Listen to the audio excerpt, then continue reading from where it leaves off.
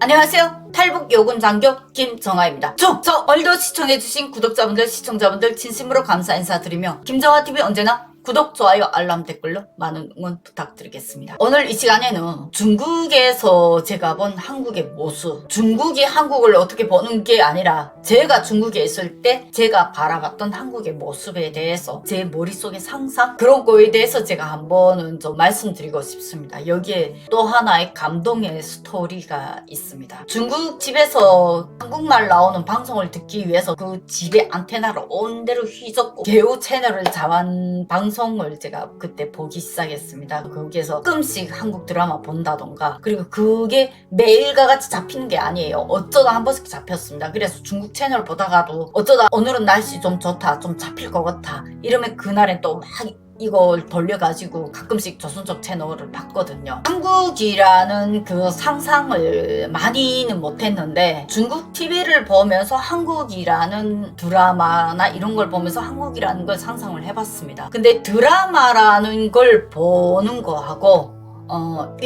진짜 보는 거하고는 완전히 다른 각도거든요. 여기서 무슨 착오가 있냐면, 북한의 영화는 영화를 위해서 모든 것을 다 세팅이 돼 있잖아. 그리고 오직 영화를 위한 영화를 만듭니다. 근데 한국의 드라마는 보게 되면 지금 내가 느끼는 한국의 드라마는 우리 일상에서 공감대가 형성되는 영화를 만들더라고요.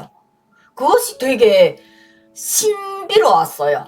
그러기 때문에 한국 드라마에 우리가 더 빠져드는 게 아닌가라는 생각을 많이 해봅니다. 당시 제가 중국에서 봤을 때 가장 감동받았던 그것이 드라마가 아니었습니다. 미안하지만 제가 드라마를 보고 감동받은 거는 거의 없습니다. 북한에서 봤던 그 영화에 대한 인식, 드라마는 드라마일 뿐 얘는 이걸 모두 다 가짜로 이렇게 그러니까 실화를 바탕으로 만든다는 상상조차 저는 할 줄 모르는 그런 좀 바보였어요. 근데 그때 그날따라 이게 비 온 다음 날이라서 해가 괜찮아서 막 이거 돌리는 과정에 조선족 행사를 하는 게 나오더라고요. 그 행사에 그게 다큐였어요. 그 조선족 마을에 있는 고아들을 찾아다니면서 한국분이 그 고아 집들마다 이렇게 기부를 하는 그 영상을 특집 다큐로 이렇게 찍었더라고요. 기부라는 단어를 그때 처음 알았습니다. 그래서 유일하게 제가 기부라는 단어는 한국 들어와서 알은 게 아니라 거기서 알았어요. 그 단어를 들으면서 한국분이 이렇게 얼마 정도의 돈을 이렇게 기부를 해줘서 이 기부한 돈을 직접 그 고아들 집에 학용품을 사줘서 집마다 찾아다니면서 고아들 집에 놓아줬다, 그 얘기를 하더라고요. 그 영상을 보고 제가 그날 좀 많이 울었습니다. 왜 울었냐면, 누군가가 부모 없는 고아를 위해서 도와주려고 누군가가 돈을 준다는 그 사실 자체에 저는 놀라서, 저게 가능해? 저렇게 큰 돈을? 그러니까 누구보다도 고아였던 제 과거 때문에 제가 그런 영상을 보면 제일 많이 웁니다.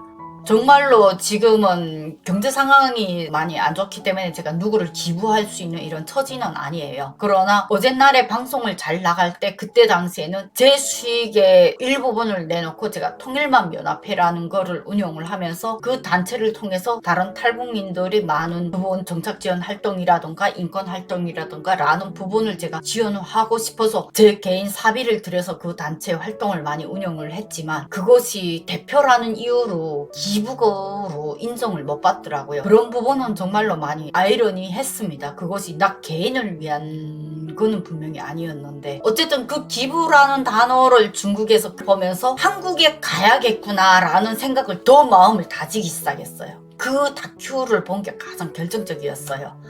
그리고 나중에 조그만 라디오를 사겠다고 한 1년 지나서 2년이 거진 될 때 라디오를 계속 사겠다고 제가 떼를 썼거든요. 그런데 그 라디오를 이렇게 라디오 주파수를 들으니까 워낙 그 마을이 산속이 깊은 마을이라서 라디오는 주파수가 잘 잡히지도 않는데 가끔씩 잡히는 그 라디오가 뭐 한민족 방송이나 뭐 자유아세 방송이나 이런 탈북민들에 관련된 이런 방송을 듣기 시작했어요. 그래서 한국 들어와서 우리는 잘 살고 잘 정착하고 있다, 이런 얘기를 그때 들은 걸로 기억이 나고, 그 얘기를 듣고 제가 더 한국행에 대한 결심을 더 굳히면서 강령을 하기 가장 결정적인 계기였던 것 같아요. 어쨌든 중국에서 봤을 때 한국이라는 그 이미지는 내가 유일하게 갈 수 있는 내 민족, 또 울컥하네요.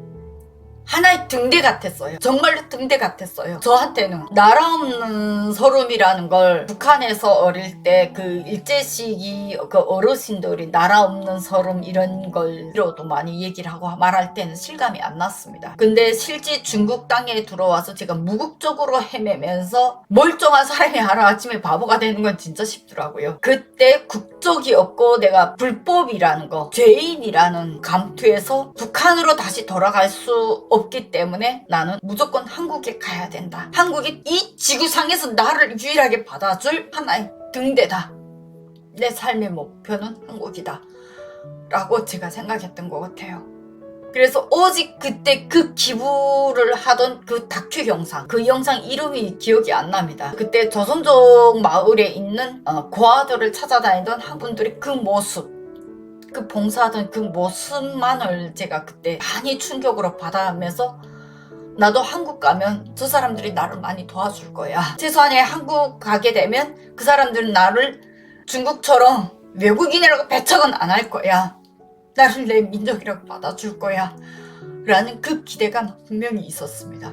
중국에서의 한국을 바라봤을 때 탈북민들의 심정이 저와 같다고 저는 생각해요. 제가 그분들의 마음을 다 대변은 못하지만 탈북이라는 걸 하면서 우리는 나라 없고 국적이 없고 죄인이고 내가 아무리 정당방위라 해도 그것은 나한테는 정당방위가 아니라 죄를 뒤집어 쓰는 일이고 그런 억울한 일을 당할 때 탈북민들의 마음속에 오지 그래 한국 가서 당당하게 국민으로 살자.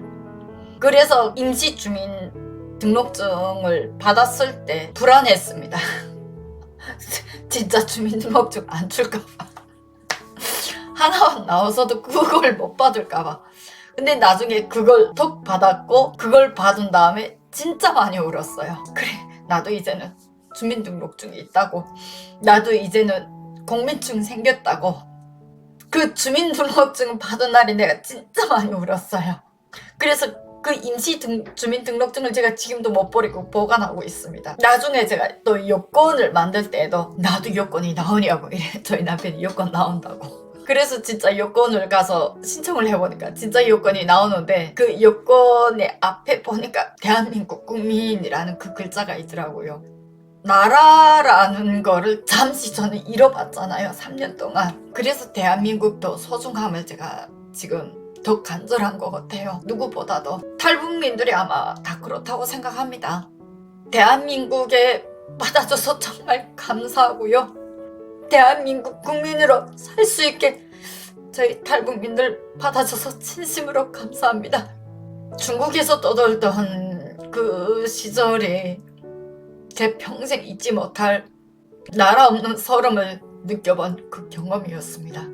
그래서 지금의 대한민국이 더 건강하게 바르게 더 멋진 대한민국으로 일어서는데 적은 힘이 남아 일조하고 싶어서 제가 이 안보 강의 방송을 하고 있습니다. 항상 대한민국의 그 감사함은 하나부터 10까지 정말 헤아릴 수 없이 너무 많고요. 그 중에서 가장 감사한 거 내가 당당한 대한민국 국적을 가진 국민이라는 거, 대한민국 여권을 받을 수 있는 당당한 국민이라는 거, 부모님 돌아가시고 잃어버렸던 내 인생의 보금자리가 사라졌을 때 임대주택이라도 저한테 임시 보금자리를 준 대한민국에 너무 감사하고, 인권이 뭔지 자유가 뭔지 복지가 뭔지도 모르고 살았던 저한테 하나하나 그 인권 가치에 대한 단어들을 알아가면서 다시 그 삶을 살 수 있는 게 너무 감사했던 것 같아요.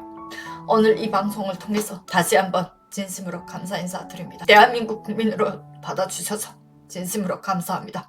충성!